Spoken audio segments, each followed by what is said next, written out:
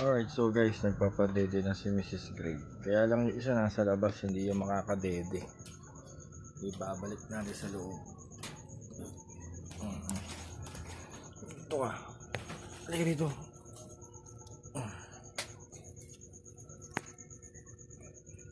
Papadede na siya. Yung oras ng pagpapadede niya, mga nasa 7:30. 7:40. Makikita pa. 7:40.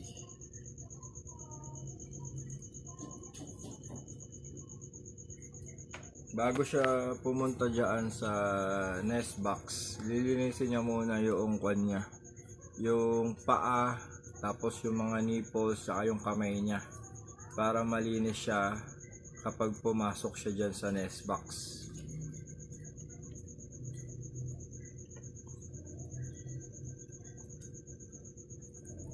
Alam niya rin kasi na gutom na yung mga kids niya, kaya kailangan na niya magpadede.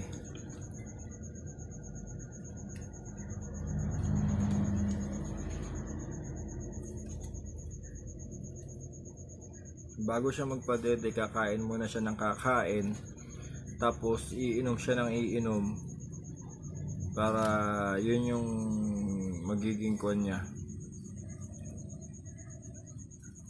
Yun, saglit na saglit lang siya magpadede. Okay na yun. Tapos kakain ulit yan. Mabait to. Okay, ayan, umihi na ulit. Kasi hindi siya pwedeng umihi dun eh. Mababasa yung mga kids niya. Okay, so yun lang yung video natin.